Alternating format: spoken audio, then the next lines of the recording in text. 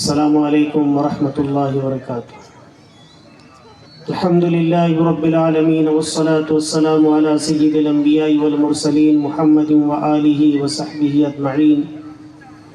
قال اللہ تبارک وتعالی اعوذ باللہ من الشیطان الرجیم بسم اللہ الرحمن الرحیم۔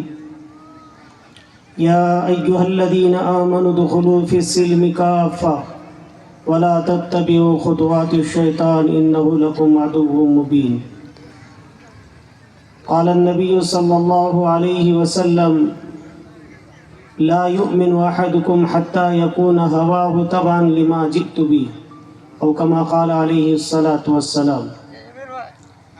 قابل قدر حضرات علماء اکرام، اساتذہ اعظام، معزز عمائدین شہر اور محترم بزرگوں، دوستوں، میرے نوجوان ساتھیوں اور محترم خواتین، ہمارے حضرات علماء اکرام نے ہمارے سامنے بڑی قیمتی باتیں بتائیں۔ اللہ ہم کو ہر ایک کی باتوں پر عمل کی توفیق عطا فرمائے۔ کچھ تو ہم یہاں سے ارادہ لے کر جائیں گے تو اللہ تعالیٰ عمل کی توفیق عطا فرمائے۔ میں عام بات نہیں بلکہ خاص طور پر ہمارے نوجوان نسل کے نام، چاہے وہ لڑکے ہوں یا لڑکیاں ہوں، ایک پیغام اور ایک نصیحت کے طور پر رسول اللہ والی زندگی صلی اللہ علیہ وسلم بتانا چاہتا ہوں۔ جیسے ہمارے حضرت نے فرمایا کہ رسول اللہ صلی اللہ علیہ وسلم کی سیرت ہم کو پڑھنی ہے، تو اس سیرت میں خاص طور پر نبی علیہ السلام کی زندگی 15 سال سے لے کر 40 سال کے درمیان والی زندگی آپ نے کیسے گزاری، جبکہ ابھی آپ کو نبوت سے مالا مال نہیں کیا تھا۔ نبوت سے مالا مال ہونے کے بعد کی زندگی تو مستقل طور پر الگ ہے، لیکن 15 سال کے بعد سے لے کر 40 سالہ درمیانی جو زندگی آپ کی گزری، اس کا اگر کچھ مطالعہ ہم کریں گے تو نبی نے اپنی زندگی میں ان ایام کو اور ان دنوں کو، ان مہینوں کو، ان سالوں کو کیسے گزارا، اگر نوجوان ان کو پڑھ لیں گے تو اپنی زندگی نبی والی زندگی بنانا ان کے لیے بہت آسان ہو جائے گا۔ تو بس یہ ہے، یہ جسمانی اعتبار سے بھی اپنی زندگی کی حفاظت کرنی ہے اور روحانی اعتبار سے بھی اپنی زندگی کی حفاظت کرنی ہے۔ نوجوان لڑکے اور لڑکیاں دونوں بھی اس کو اچھی طرح سمجھیں۔ جسمانی اعتبار سے کیا اپنی زندگی کی حفاظت کریں؟ ہاں، جسمانی اعتبار سے جسم یہ ہماری نہیں ہے بلکہ اللہ کی دی ہوئی ایک نعمت ہے۔ ثم لتسألن یومئذ عن النعیم، کل قیامت کے دن اللہ کی دی ہوئی نعمتوں کے بارے میں اللہ تعالیٰ سوال کریں گے۔ جہاں رسول اللہ صلی اللہ علیہ وسلم نے فرمایا قیامت کے دن اللہ تعالیٰ کے عرش کے سائے کے علاوہ کوئی سایہ نہیں ہوگا۔ اس وقت میں 7 قسم کے لوگ ہوں گے جن کو اللہ کا عرش کا سایہ ملے گا۔ جو ایک شاب نشأ فی عبادت اللہ، جو جوانی کے عالم میں اللہ کی بندگی، اللہ کی مرضی، نبی کے طریقے کے مطابق زندگی گزاری ہوگی تو وہ نوجوان کو اللہ تعالیٰ عرش کا سایہ عطا فرمائیں گے۔ اور نوجوان لڑکی نے بھی اس طرح زندگی گزاری ہوگی تو اس کے لیے بھی عرش کا سایہ اللہ تعالیٰ عطا فرمائیں گے۔ میں اس لیے کہہ رہا ہوں کہ نوجوان لڑکے ہو کہ لڑکیاں اپنی جسم کی حفاظت نہ کرنے کی وجہ سے، اللہ کی نعمت کو ضائع کرنے کی وجہ سے دنیا میں بھی نقصان اور آخرت میں بھی نقصان ہوں گا۔ جسم کی حفاظت کیا ہے؟ جسم کی حفاظت کے لیے تو نبی علیہ السلام نے بہت ساری چیزیں بتائی، اور اس میں خاص طور پر کھانے پینے کو اپنا حلال بنایا جائے، پاکیزہ بنایا جائے، پاکیزہ کھانا استعمال کیا جائے، حلال کھانا استعمال کیا جائے، چاہے وہ کمائی کے راستے سے کیوں نہ ہو، کھانے کے طور پر کیوں نہ ہو، اور کھانے پینے کی چیزیں بالکل حلال، جس سے آپ کی جسم کا بھی فائدہ ہوگا، روح کا بھی فائدہ ہوگا۔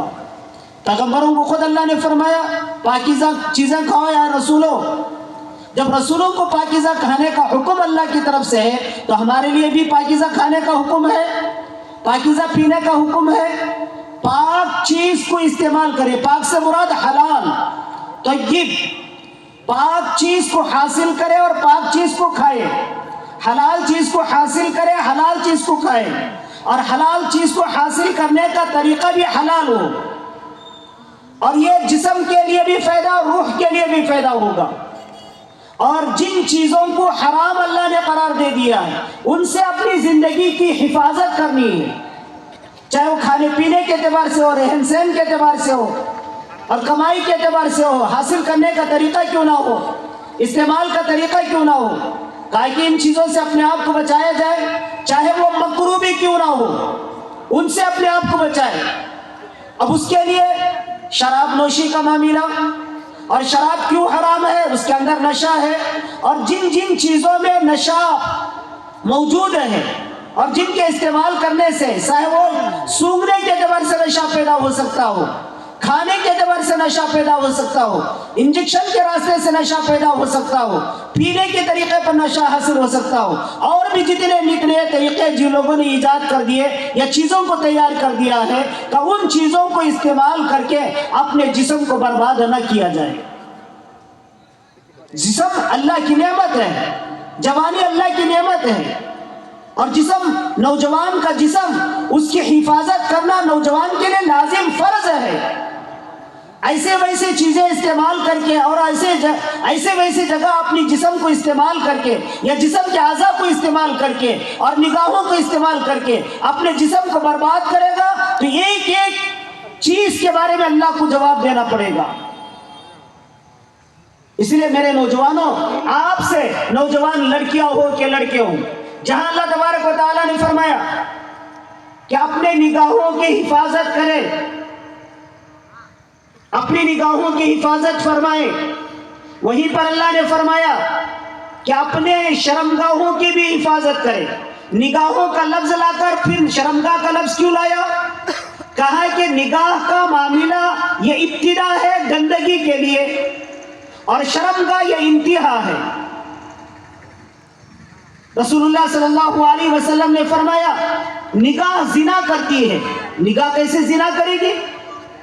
रसूलुल्लाह सल्लल्लाहु अलैहि वसल्लम ने फरमाया, निगाह का जिना यह है कि वो देखना, गैर महरम औरत पर निगाह डालना, इसी तरह औरत गैर महरम मर्द पर निगाह डालना।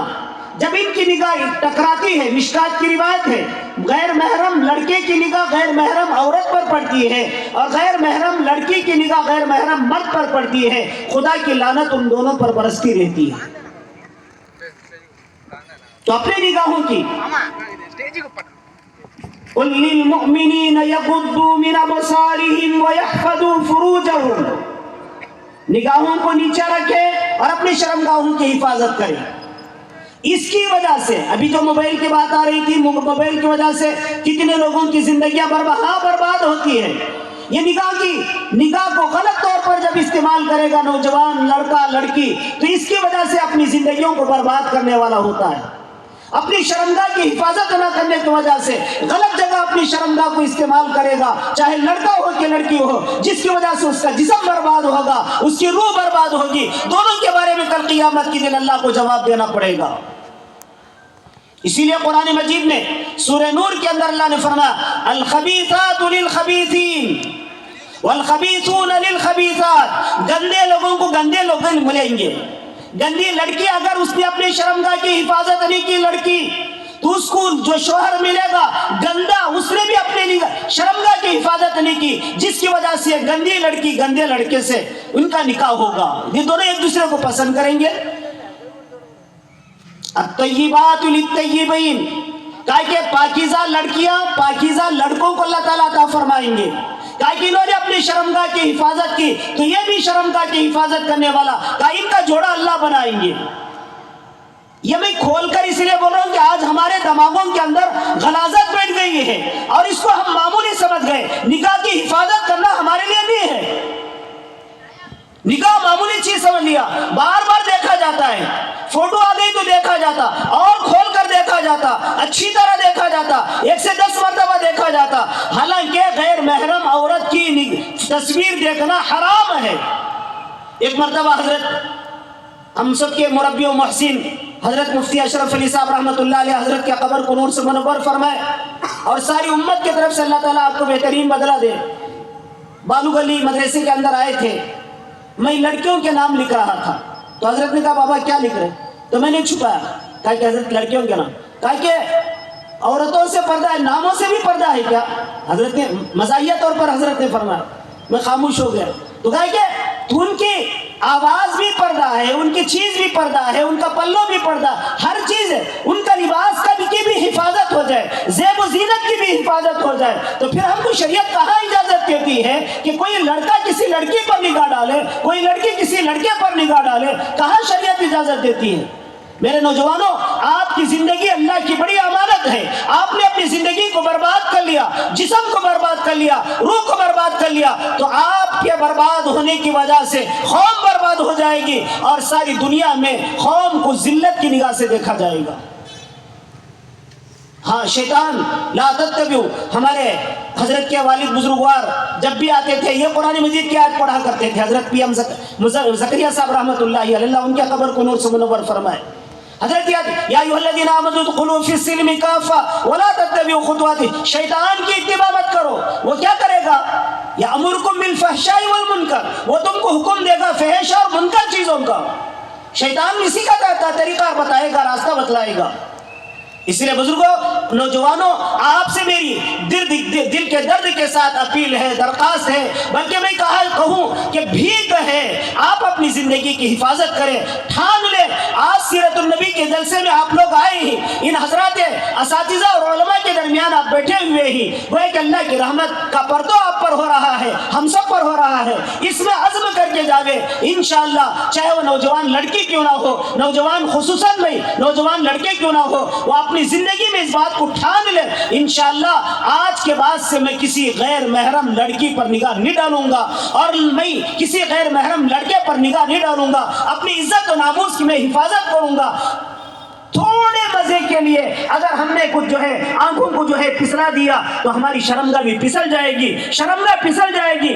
شریعت میں بدکاری کرنے والے کو خبیث کے ساتھ تعبیر فرمائی ہے۔ خبیث کس کو کہا جاتا ہے؟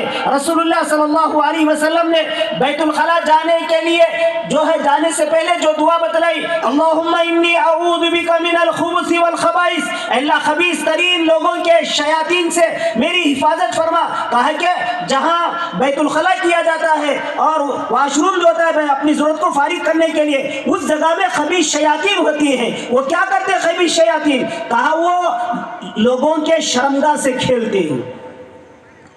تو یہ عمل کرنے والا، ان کے ساتھ اللہ نے تشبیہ دی ہے، جو اپنی شرمگاہ کو ناجائز طور پر استعمال کرے گا، اور لڑکی ہو کے لڑکا، تو پھر یہ خبیث ہے۔ خبیث کے لیے شریعت مطہرہ نے دو طرح کی سزا، ایک شادی شدہ کے لیے سزا الگ ہے، بے شادی شدہ کے لیے سزا الگ ہے۔ بے شادی شدہ کے لیے کہا کہ 100 کولے مارے جائیں گے، اور شادی شدہ کے لیے سنسار کر دیا جائے گا، پتھروں سے مار مار کر ختم کر دیا جائے گا۔ ایک صحابی، بلکہ ایک آدمی حضور صلی اللہ علیہ وسلم کے زمانے میں اللہ کے نبی علیہ السلام کے پاس آیا، عام آدمی تھا، آ کر عرض کرنے لگا، اللہ کے نبی مجھے زنا کرنے کی اجازت دیجیے۔ نبی سے اجازت مانگ رہا زنا کی۔ اللہ کے نبی کو کتنا غصہ ہے، لیکن اللہ کے نبی قیامت تک کے لیے نبی بن کر ہے۔ آپ کے مزاج میں حلم، بردباری، برداشت، یہ قوت اللہ نے آپ کو بہت زیادہ دی۔